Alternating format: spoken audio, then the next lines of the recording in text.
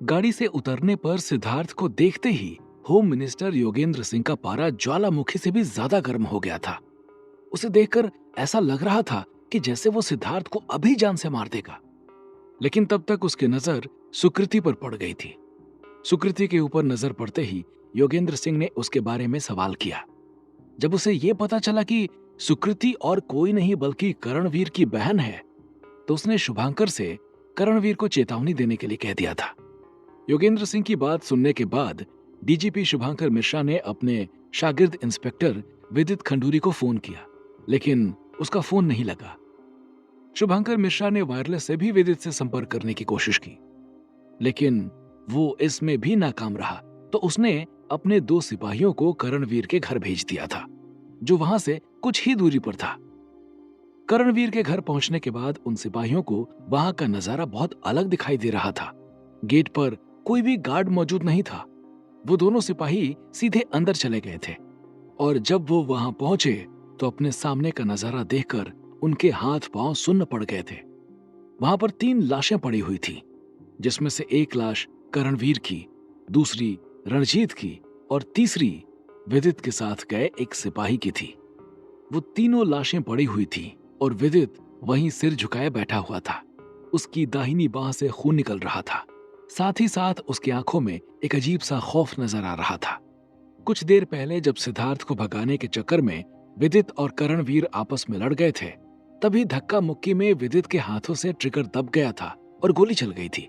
वो गोली सीधा करणवीर के पेट में घुस गई थी। ये तुमने क्या किया? मेरे जीजा जी को मार दिया। करणवीर को गोली लगते देखकर रणजीत चिल्लाते हुए बोला और उसके बाद उसने वहां खड़े दरोगा से बंदूक छीनकर सीधा विदित के ऊपर चला दी थी। वो गोली सीधा जाकर विदित के बाह में घुस गई थी। तेरी इतनी हिम्मत, तू पुलिस के ऊपर गोली चलाता है? इतना कहकर विदित ने अपनी गन से रणजीत के ऊपर 3 फायर दाग दिए थे और वो भी वहीं पर ढेर हो गया था। इतनी ज्यादा गोलियों के चलने की आवाज सुनकर नीचे खड़े उन दोनों पुलिसकर्मियों और उनके साथ साथ करणवीर के सिक्योरिटी गार्ड्स की हवा टाइट हो गई थी। वो समझ गए थे कि ऊपर कुछ गड़बड़ हो चुकी है, इसलिए वो भागते हुए ऊपर पहुंच गए थे। लेकिन तब तक विदित अपना काम कर चुका था। सिद्धार्थ ने धक्का देकर जिस सिपाही को नीचे गिराया था, उसने उसे ऊपर ले जाकर उसको भी 2 गोली मार दी थी और उस सिपाही की भी वही मौत हो गई थी। ये क्या हुआ विदित सर? डीजीपी शुभांकर मिश्रा के द्वारा भेजे गए सिपाहियों में से एक ने विदित से सवाल पूछते हुए कहा। उसे अभी भी करणवीर के मारे जाने का यकीन नहीं हो रहा था, क्योंकि करणवीर का मारा जाना कोई छोटी मोटी घटना नहीं थी जो दब सकती थी। करणवीर ईटानगर के लीडिंग बिजनेसमैनों में से एक था। उसके मौत की खबर अरुणाचल प्रदेश की सरकार तक गिरा सकती थी। डीजीपी सर कहाँ हैं? विदित ने उनके सवाल का जवाब देने के बजाय उल्टा उनसे सवाल करते हुए पूछा। यहां से थोड़ी दूर पर होम मिनिस्टर के साथ में मौजूद है। वहां पर वो लड़का सिद्धार्थ भी है, जिसकी हम सब तलाश कर रहे थे। उस सिपाही ने विदित के सवाल का जवाब देते हुए कहा। सिद्धार्थ के पकड़े जाने की खबर ने विदित के चेहरे पर थोड़ा सा सुकून बिखेर दिया था, क्योंकि इतना जो सब झमेला हुआ था वो सब सिद्धार्थ को पकड़ने के लिए ही तो हुआ था। उन्हें यहाँ की सिचुएशन बता दो और आने को बोलो, विदित ने सिपाहियों की ओर देखते हुए कहा। सिद्धार्थ के पकड़े जाने की खबर ने विदित के चेहरे की सारी चिंताएं दूर कर दी थी। अब वो अपने साथियों को ऐसे ऑर्डर दे रहा था मानो वही डीजीपी शुभांकर मिश्रा हो। वहां की सिचुएशन और विदित के एटीट्यूड को देखने के बाद उन सिपाहियों की विदित से सवाल जवाब करने की हिम्मत ना हुई और उन्होंने डीजीपी शुभांकर मिश्रा को कॉल कर दिया था। जिस समय उन सिपाहियों ने डीजीपी शुभांकर मिश्रा को कॉल किया था, डीजीपी शुभांकर मिश्रा उस समय होम मिनिस्टर की चापलूसी करने में व्यस्त थे। वो अपनी तारीफ करते हुए सिद्धार्थ के पकड़े जाने का सारा क्रेडिट खुद खा रहे थे। सुकृति अभी भी बेहोश ही पड़ी हुई थी, जबकि होम मिनिस्टर के साथ आया एक आदमी जो चेहरे से बहुत ही गंदा और भयानक दिख रहा था, वो सिद्धार्थ के पैरों में लगी हुई गोली को किसी ट्रेंड डॉक्टर की तरह निकाल रहा था। डीजीपी शुभांकर मिश्रा का फोन बजने के बाद उन्होंने फोन उठाया और उन सिपाहियों से सीधे सवाल करते हुए पूछा, बोलो क्या खबर है? विदित से बात कराओ, उसने बहुत शानदार काम किया है। डीजीपी शुभांकर मिश्रा को लग रहा था कि विदित ने सिद्धार्थ को पकड़वाकर बहुत बेहतरीन काम किया है, लेकिन वो नहीं जानते थे कि असली बम तो उनके ऊपर अब फटने वाला है। क्या आप थोड़ा साइड होकर बात करेंगे सर? फोन करने वाले सिपाही ने डीजीपी शुभंकर मिश्रा से रिक्वेस्ट करते हुए कहा। चूंकि ये ऑपरेशन ऑफिशियल नहीं था, इसलिए डिपार्टमेंट के हाई लेवल के ऑफिसर्स को इसमें इंक्लूड नहीं किया गया था, क्योंकि इससे पोल खुलने का डर था। डीजीपी शुभंकर मिश्रा ने कुछ सब इंस्पेक्टर, 2-3 इंस्पेक्टर और 10 से 12 सिपाहियों को ही इस ऑपरेशन में शामिल किया था, जिसकी वजह से आधा काम सिपाहियों को करना पड़ रहा था। डीजीपी को यह सूचना देना सिपाहियों का काम नहीं था। ये सूचना डीजीपी के पास किसी बड़े अफसर के द्वारा पहुंचनी चाहिए थी।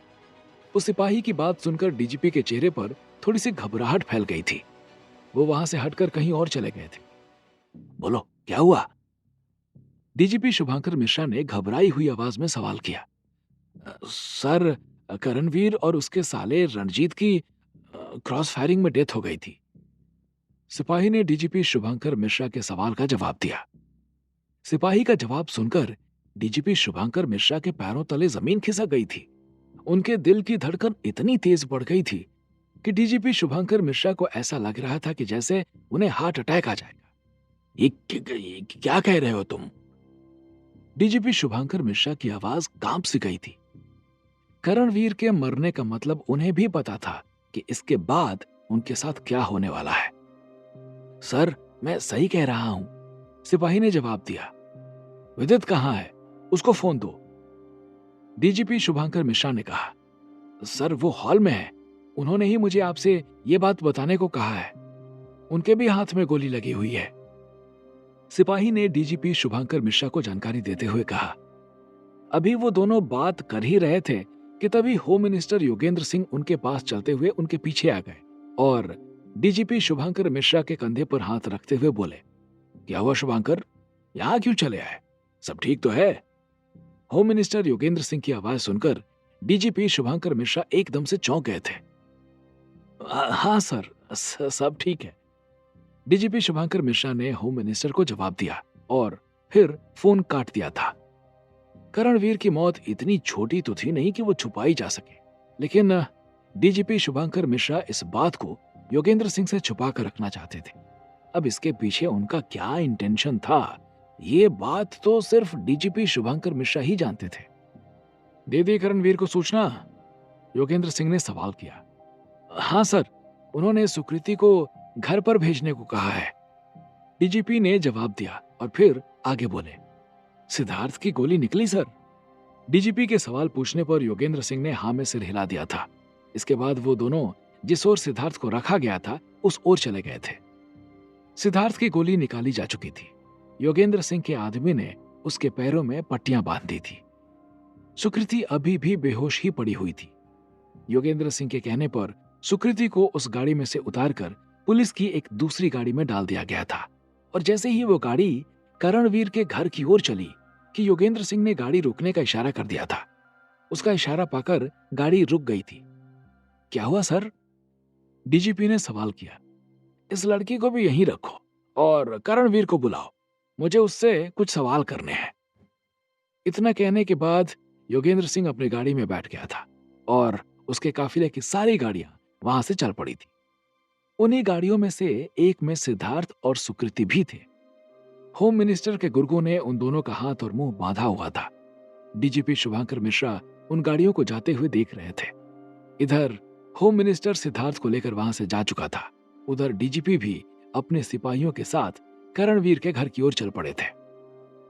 डीजीपी शुभंकर मिश्रा जब करणवीर के घर के अंदर घुसे तो उन्हें सबसे पहले विदित ही बैठा दिखाई पड़ा। वो उसकी ओर चल पड़े थे। डीजीपी को अपनी ओर आता देखकर विदित सकपका गया था। डीजीपी शुभंकर मिश्रा ने उसके पास पहुंचकर उसके कान के नीचे एक झापड़ रसीद कर दिया और बोले, ये क्या कर दिया तूने साले? करणवीर को कैसे मार दिया तूने?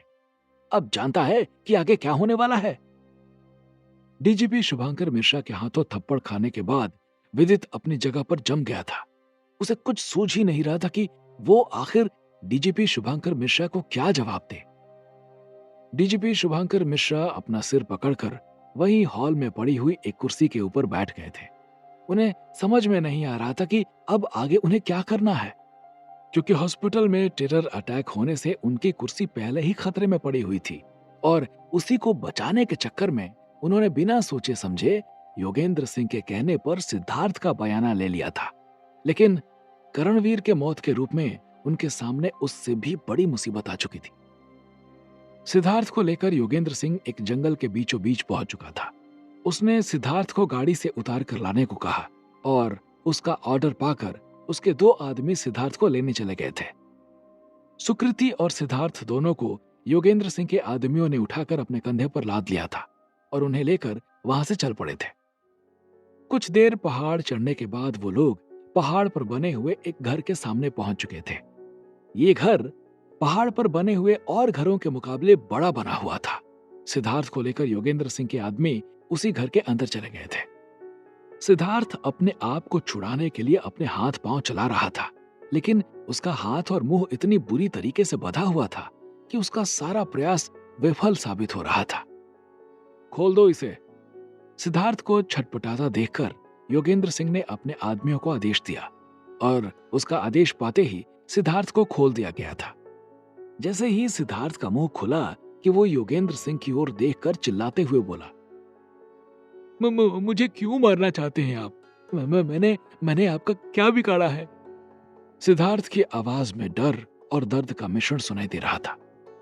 क्या बिगाड़ा है? आ दिखाता हूं। इतना कहकर योगेंद्र सिंह ने सिद्धार्थ का कॉलर पकड़ लिया था और उसे खींचते हुए एक कमरे में लेकर पहुंच गया था। सिद्धार्थ जब उस कमरे में पहुंचा तो वहां का नजारा देखकर वो भौचक्का रह गया था। योगेंद्र सिंह आखिर उसे क्यों मारना चाहता था, ये वजह खुलकर उसके सामने आ चुकी थी।